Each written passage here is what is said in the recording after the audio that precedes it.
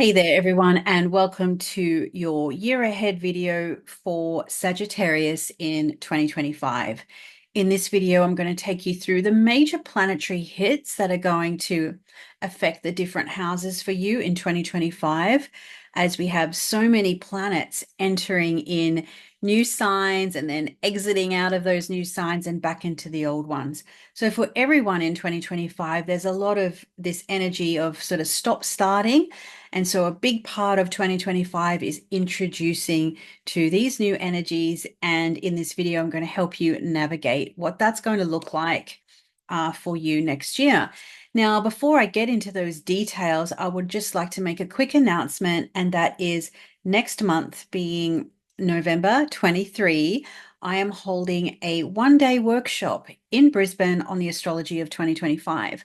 So if you are in Brisbane or you can get to Brisbane, I would love to see you on that Saturday.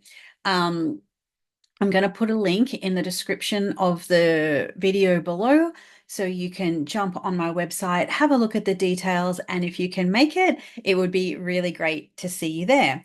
So let's take a look at your houses for 2025, and I'll show you where the big energies are taking place. So firstly, Pluto in Aquarius is finally growing roots in your third house. Now, it's been going in and out since 2023. By the time 2025 rolls around, it's already gone in to Aquarius, and it's going to stay there for the next 20 years. Now, the next new energy that's going to be happening in your chart is the arrival of both Neptune and Saturn in your fifth house. So it's going to be exiting Pisces and your home environment and into the fifth house. Now, you will also have a very new cycle, Uranus in Gemini, being introduced to you in 2025. That's definitely going to be an exciting one for you. So I look forward to breaking that down a little bit. So that's going to bring in a whole lot of new energy there for you in 2025. And then of course you come into quite what looks on paper at least quite a lucrative new financial cycle. So let's get into what all this will mean for you. So, when it comes to your career, your professional life, your overall life direction, you're going to be going through what we might call a cleansing or a purification cycle. That's because the south node of the moon is going to move into your 10th house and the sign of Virgo on January 12, and it's going to stay there for 18 months. So you'll have eclipses highlight that part of the sky for you as well in 2025, which is what normally happens. Wherever the nodes go, eclipses will follow. So the South Node tends to speak to energies of cleansing, purification, sometimes some loss as well. Now, obviously, those are adjectives that we don't really want to associate with our careers, our professional life, or things to do with just our general overall life direction. However, there is always a blessing, even with things that don't look so good on paper. This can really help you distill down, purify, analyze what is it that you really want out of your professional life or just your life direction in general. So there is also while sort of in the Western astrology model, we don't like the South Node so much, but in the Indian traditions, the South Node is actually very beneficial. It's more spiritual, it's less involved with ambition and achievement. And of course, that's very contradictory to what we see in the 10th house. However, this can really help you get closer to the purpose, like life's purpose, what you really want out of your professional life. So there's going to be some hits to that, particularly in March and September when you have eclipses.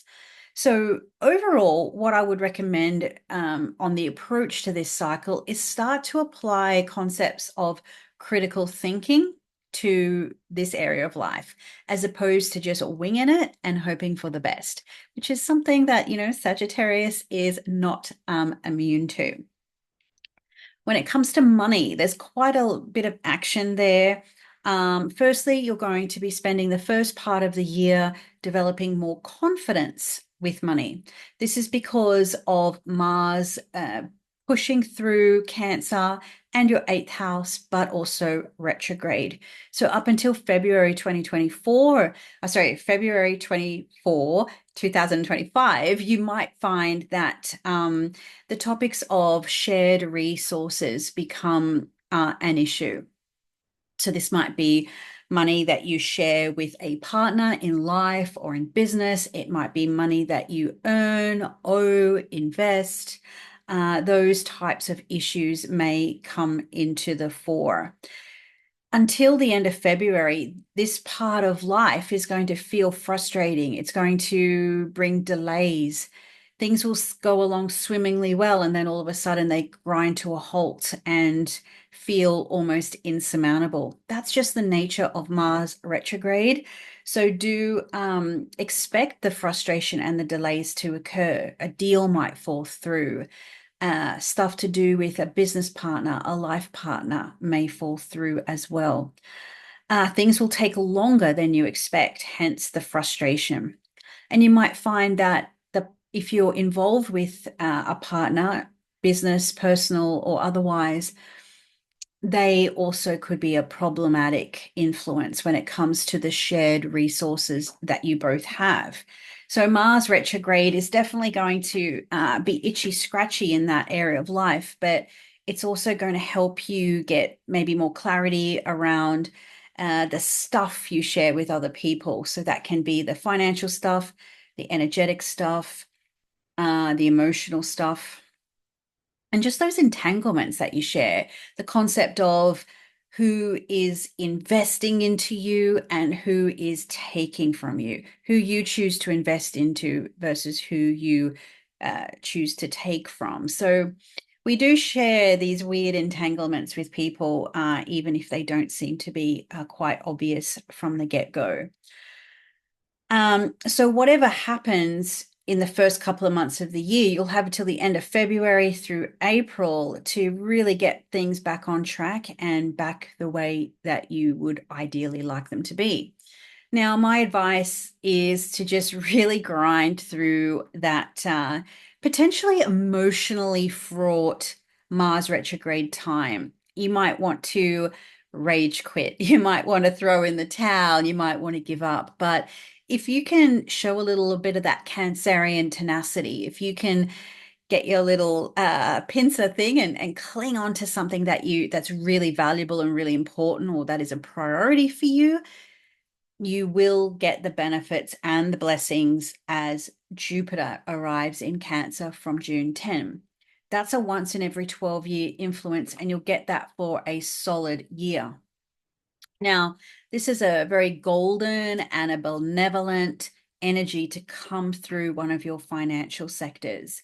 So these boons and benefits may also come through someone else. So if you're coupled with somebody, maybe your partner gets a nice bonus or a pay rise.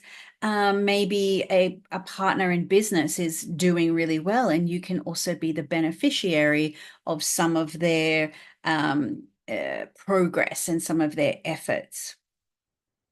You might find just general all-round financial improvements. You might be in a better position financially than what you first realized. Jupiter in the eighth house can also expand debt. Obviously, for some situations, that's not ideal. You don't want to be racking up a credit card. But if you go into a mortgage, maybe you buy an investment property, or maybe you have stashed a little bit of cash away, and you might realize that you've got more behind you than what you thought. So there's a lot of potentiality with Jupiter in Cancer. The eighth house, though, can speak to those white elephants in the room, and those white elephants can be a little fat when Jupiter goes there. Case in point, meaning you can't ignore them, okay? Particularly the financial stuff. Now, if you are in a circumstance where you are heading into Splitsville with somebody, Jupiter has a very, Jupiter's a very ethical planet. It's about morality, ethics, doing what's right. And so as Jupiter goes through that uh, area, you'll be reminded to behave ethically. If you, say, for example, are going through a divorce or splitting up a business, or you may also be the beneficiary of somebody else doing the right thing by you, particularly if maybe you don't expect that. Now, your home life is also going to be a area of life with changes and transitions as well. Firstly, there's a couple of retrogrades that are going to impact that area. And that's going to be a sort of shorter ones. That's going to be from about March 30 to April 12, where you're going to have the combined influence of Mercury and Venus. These retrogrades begin in Aries, but they come back into your fourth house. So there could be miscommunications, obviously, Mercury retrograde, which is what that phase is famous for. But with Venus as a part of that, it could also be, well, the miscommunication can also prompt a deeper evaluation of what you really desire at home, what you desire from family life, domestic life. And this could also be inspired by or initiated by these retrogrades starting in your fifth house, which is the more romantic house, creative house, children house. So this retrograde, at least in the fourth house of home and family, is short. They're not full retrograde phases in Pisces and in your fourth house, but they're enough to cause some confusion that will prompt you to figure things out. The fourth house is not just the practical realities of family life, but it's also I like to see it as a very foundational house. You could be looking at the external parts of your life and thinking about all of that stuff. But if your foundations, just like a house itself, there's no point thinking about the fancy fittings you're going to put in there if the foundations of the home are not real solid. So you need to think about what are those foundations for you. That's going to become easier because two longer running cycles are going to temporarily exit the fourth house. So firstly, Neptune in Pisces since 2011 leaves for the first time between March 30, October 22.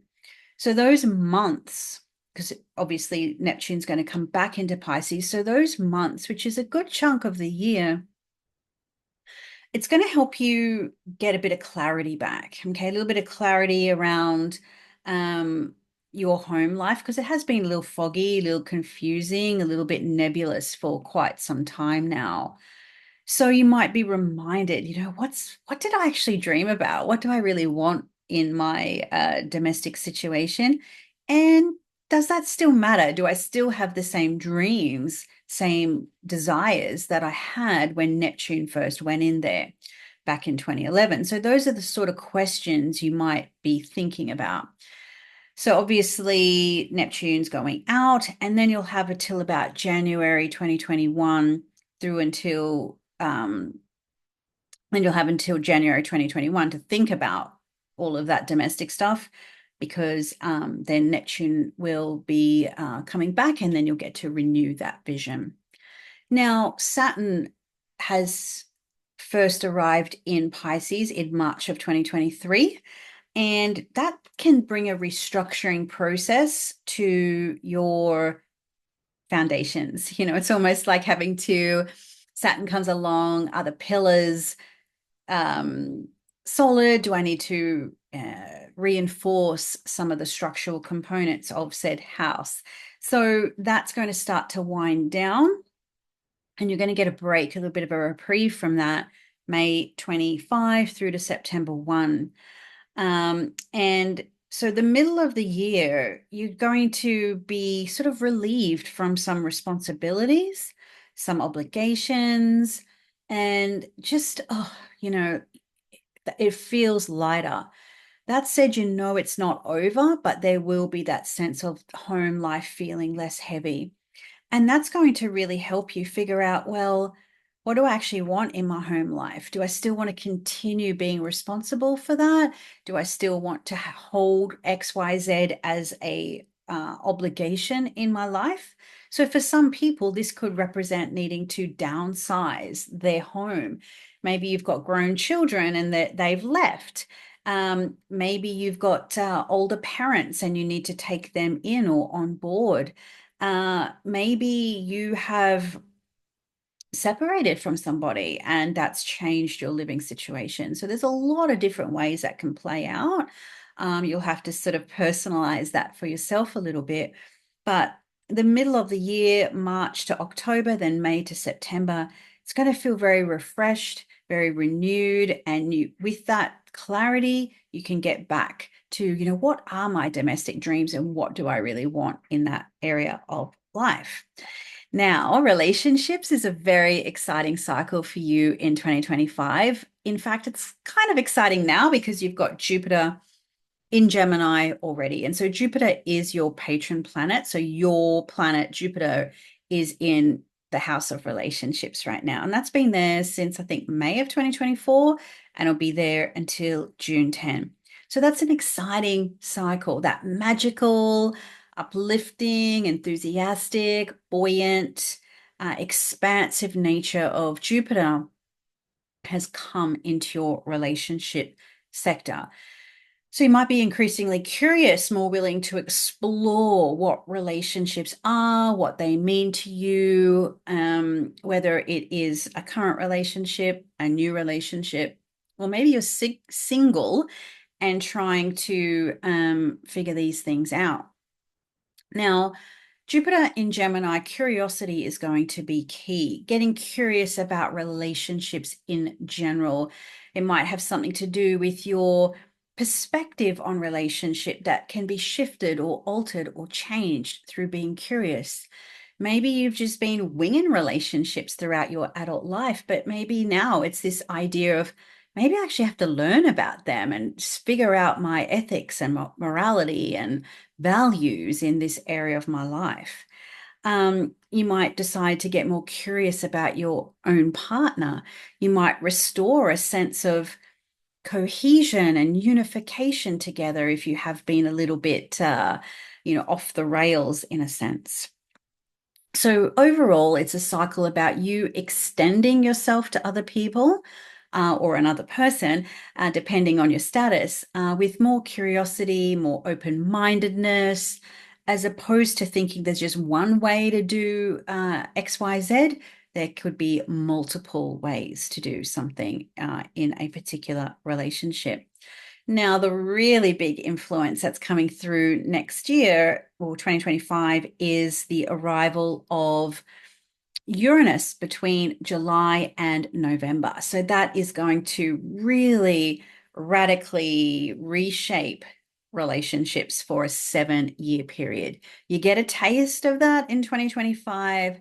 And what will it feel like for you to have more authenticity, more freedom, more independence in a particular partnership or relationships in general? So this could be with work relationships, work scenarios too. Uranus in Gemini is going to encourage you. It's going to crack open your mind and prompt you to get more open-minded, more curious, more innovative, more excited about relationships as well. When we think about Uranus, we think about concepts of authenticity, freedom, independence, liberation. Now, those types of keywords are a little counterintuitive to togetherness when it comes to your seventh house. But that can be an attitude. For some people, getting married, having children, staying at home, is one person's idea of freedom and liberation, and it's another person's idea of hell on earth. So, you really do have to define for yourself what relationship looks like. One person's Paradise is another person's fortress. So, or palace fortress, you get the gist. So, really, this cycle from July to November is about you redefining what it is for you. Now, when we think Uranus, we think about the idea of disrupting the status quo. You've got to define what your status quo is at the current moment, and then that will change. So, if you are, as an example, a serial dater, no commitment, no real skin in the game, for example, right?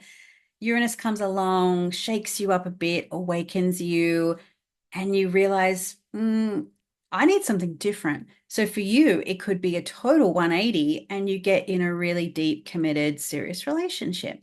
So it doesn't always have to look like how it's described. It's still just, still a planet of liberation and freedom, but you're just redefining what relationship looks like for you. Because I see it time and time again when Uranus is aspected in some way, shape, or form to relationships. Oh my God, am I getting divorced? Am I going to be single for a really long time? Am I going to split up, separate, all those sort of things? Think of it like this. You're going to be just redefining relationship. Identify what your current status is, and that is what's likely to change. So, when it comes to happiness, joy, frivolity, and fun in your life, we have some changes there as well. So, as Saturn and Neptune leave your fourth, they're going to enter your fifth. So, you're going to have a little bit more of this domestic influence come through into more of a children, creativity, fun, joy cycle. So Neptune's going to go there first for an introductory phase of 14 years between March 30, October 22. This is going to see your creative life literally on fire. You're going to have so much desire, so much motivation, so much come at me, bro. I want to just have all the experiences. I want to have all the fun. I want to have all the joy. Neptune can be a planet of mystery and of magic. And so you might find that soulful, imaginative element to Neptune can help you explore new possibilities in the dating, mating, relating scene. Maybe there's a creative project you've always wanted to do. Maybe you've always wanted to learn to play an instrument. Maybe you've always wanted to write a book. Maybe you've just, want to go to a hell of a lot of concerts in 2025.